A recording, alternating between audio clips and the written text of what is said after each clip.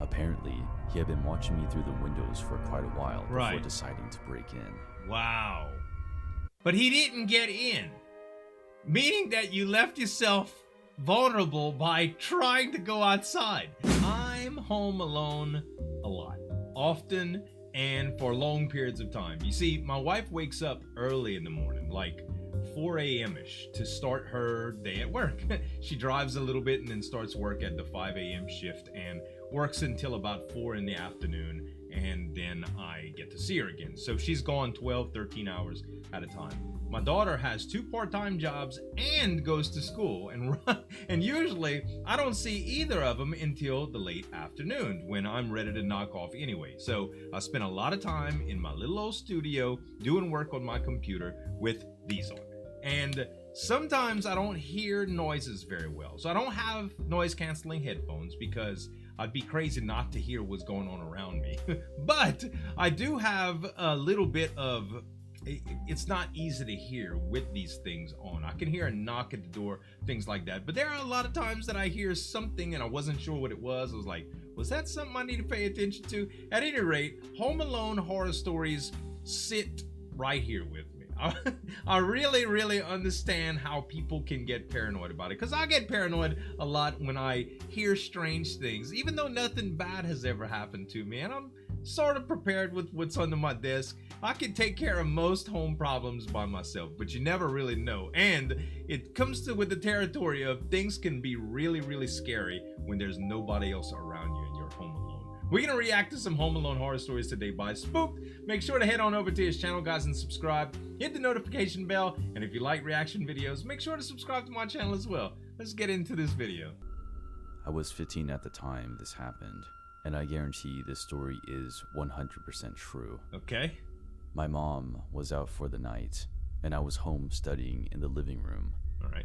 I had my headphones on, so I could listen to music while I was working. Uh-huh. I guess it was around 9. My pencil rolled off my table, so I bent down to pick it up, and as I did, I looked toward the front door. The doorknob was turning slowly back and forth. Whoa. Now, it's an old house, and Chills. the doorknob is old, but I knew the way it unlocked from the outside, Right. and with the key in. The knob only turns one way. Creeped out, I moved to the kitchen and called 911. Wow. And told them my name, address, that I was home alone, and someone was trying to come through my front door. 15 years old. Dispatch stayed on the line with me, and they said they were routing a helicopter to fly over. Wow. And asked if I have a dog.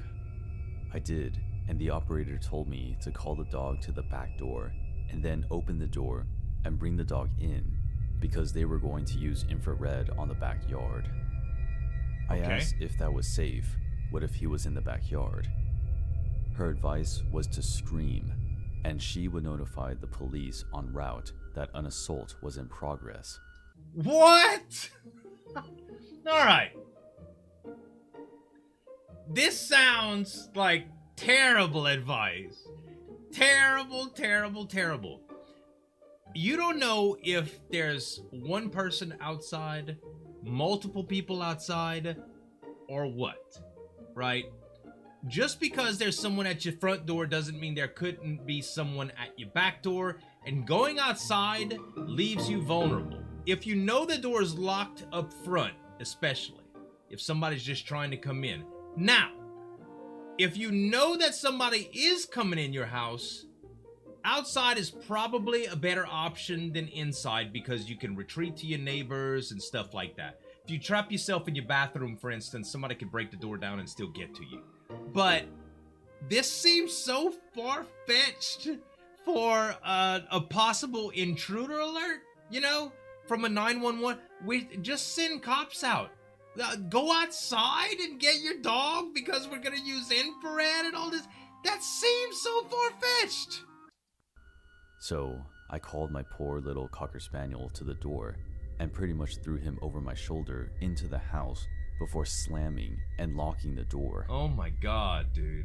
Once I had the dog in, she told me she was going to hang up and call back in 5 minutes. In that 5 minutes, I was to call the place that my mom was at Okay. and get her to come home. I called, She was playing darts, so I told them to give the phone to her boyfriend, and I told him what was going on. When the dispatcher called back, she gave me the names, descriptions, and badge numbers of the responding officers. Okay. They showed up, showed me badges, and I opened the door. Okay. My mom was less than 5 minutes behind them. Right. That's when the police showed us the cigarette butts and footprints by the front window. Okay. And the kitchen window. And the mud scraped off on the top of the gate that separated our front and backyards. Apparently, he had been watching me through the windows for quite a while before deciding to break in. Wow. But he didn't get in. Meaning that you left yourself vulnerable by trying to go outside. Look, I care about my animals dearly. If I knew there was a stranger outside, I would probably just get my gun. That's how I would operate. A 15-year-old kid doesn't operate like that, okay? It just seems like, is that just me, guys? I'd love to hear what you think in the comments. That just sounds like terrible advice from a 911 operator. Oh my God, man. All right. It was raining pretty hard one night, and I was about to go to bed. The Cocker Spaniel. Our dog decided to start going nuts, barking at the corner of the family room. We had just moved in, so there wasn't anything in there. Right. But she just kept constantly barking at nothing. The corner? I tried to pull her away, but she wasn't having any of it. She started showing her teeth and snarling, which she never does. Yeah. I figured there must be an animal outside, so I turned on the deck lights and peer outside. Okay, so it's barking outside. I didn't understand, like, where exactly it was going on. Out the corner of the family room, probably the window, or at least he or she detected some body outside. In the rain, it's a little bit weird, you know, because there's a lot of noises that come with it and stuff like that. But dog senses are keen, man. They can pick up on stuff that you can't. Nope, nothing. I wasn't about to go outside because of the rain. No. And I didn't see anything anyway. Right. So I dragged the dog to the bedroom, but she just won't shut up. Finally decided to get my shoes and umbrella on and walk around the house. Not a good idea. Found one of my neighbors curled up alongside of the deck, trying to protect himself from the rain. He's disabled and a little slow. He usually goes out for walks in the neighborhood. He got caught in the rain and couldn't find his house. If my dog hadn't gone nuts, he might have been out there all night, and who knows what could have happened. Oh my God! That poor guy! He was disabled. You didn't hear anybody yelling for help? Maybe he was mentally disabled too. Honestly, if I ever get into trouble, y'all, I'm not shy. I'll yell for help. That's the universal sign for help. You make a big old scene. You know what I mean? That way everybody knows that you're not trying to dupe them or anything. You're literally needing help. Like when there's an emergency, somebody help! You know, there's a lot of things that can fool you or whatever. Animals' senses could be one of them. You know, it could mislead you into thinking there's something that there's not. If you didn't see anything outside and it was raining like that, pretty difficult to go outside. I would think I would be kind of worried if I was home alone, you know? But thank goodness they did. Oh man, this makes me second guess all my instincts, y'all. Story 3. One night, I was about 12 or 13. Nice one. My parents were gone for a while, and I was just staying up really late on my desktop computer, waiting for them to come home. All right. Like most people, I had been told a million times not to talk to strangers on the internet. Okay. But about half of my friends list on MSN were people I've never met before. I think that is everybody. You know, for a content creator, I live stream and I do videos, and there are people that know me a lot better than I know them. You hear a bunch about my life and I see your name in the comments, and that goes about the extent of what most online relationships are. But live streaming kind of brings on a more community feel. I have a Discord channel that I talk with regularly. People that come in there, we post memes. I know them from Twitch chat. They know me, we share jokes. Things like that bring a certain level of comfort to the relationships that I hold with a lot of people that I've never actually met in person. Now, some of these relationships have blossomed into personal relationships, and I've met people over and over again and even visited them and made some lifelong friends because of it. So I think times have changed, but for children, it's a really, really good practice to make sure your children distance themselves from people online with personal details. I've been in the game a long time, so I know what kind of details not to divulge, and I do every once in a while with great discretion in specific circumstances. And could I get burned maybe one day from trusting another human? Probably. If I was younger, the chances increase big time because you just haven't been exposed to the evils of the world yet, so to speak. This sounds like it's going to be scary. So I was just chatting with a bunch of them. Out of nowhere, one of my online friends told me exactly what I had been doing the past hour or two. He told me he knew what I was eating, drinking, playing with when I had gotten up last. Things I hadn't mentioned in chat. That's scary. I instantly got a horrible feeling in the pit of my stomach. My desktop was set up in the front of a big window, so as far as I knew, this person I had been talking to was supposed to live in a different country than me, had found my address, and been watching me through the window. Turns out, he somehow hacked into my webcam. I always left it plugged in, even though I had been warned not to when I wasn't using it, and had been frequently watching me through it whenever he wanted. It's been 10 years, and I still have all the cameras on my devices covered in thick duct tape. Wow. I've never, ever had any issues with that type of hacking.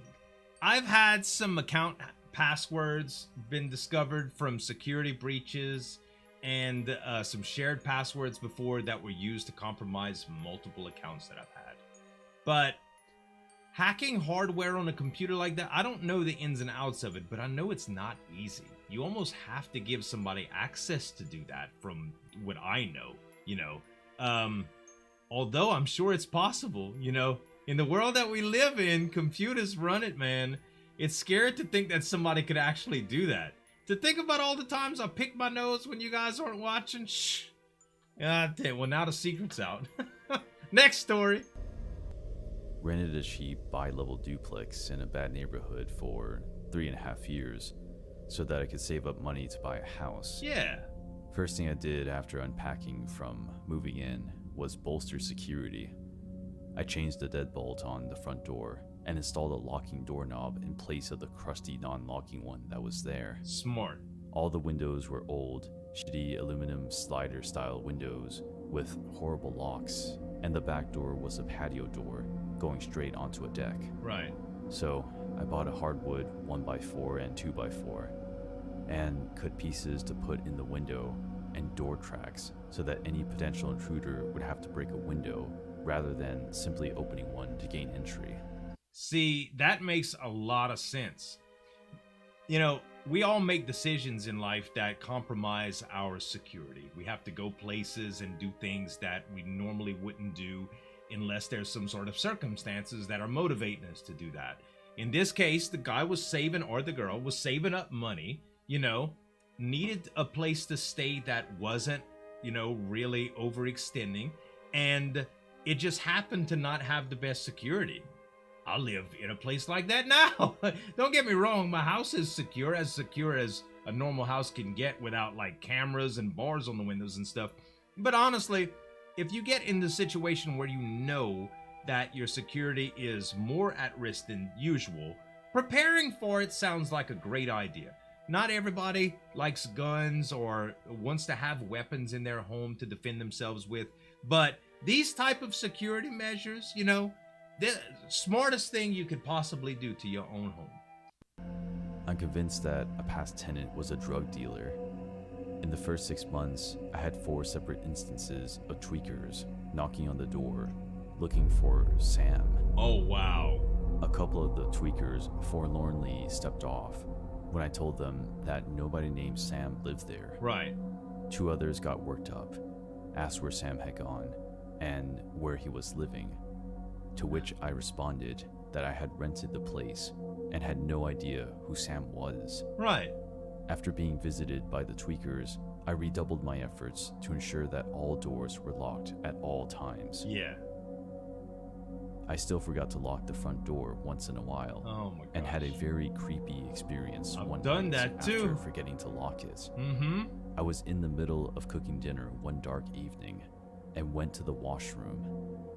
After washing my hands and exiting the washroom, I came back to my kitchen to see a middle-aged Asian man dressed all in black coming up the stairs from the entrance into my kitchen. Wow. "Who the hell are you?"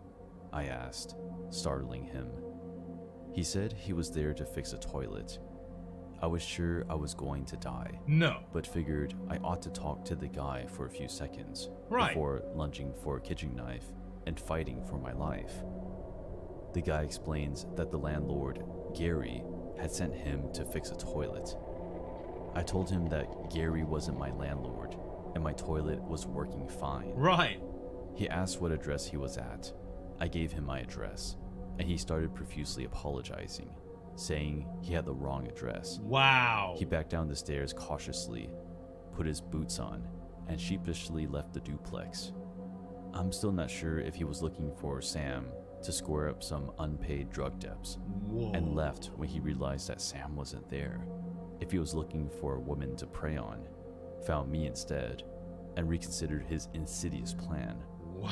Or if he really was just some poor sap who walked into a stranger's house while on a mission to fix a toilet for Gary. But I never mistakenly left a door at that place again.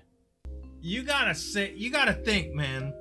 If it was actually innocent, if this guy was actually innocent and just at the wrong house, he's lucky he didn't get killed. Think about it, man. You're already suspicious of activity. You're in a low-income neighborhood or an apartment. You go downstairs, or somebody's coming upstairs. A complete stranger is in your house. I would panic. I would react. Well, not panic in the, I would definitely react. I would definitely react. I'd probably panic a little bit too. It's a very, very unnerving feeling knowing that your security is at risk. It really is. And a lot of people have made a bunch of bad mistakes when they felt threatened. Even if it was innocent, even if the person didn't have that sort of intention, you never know.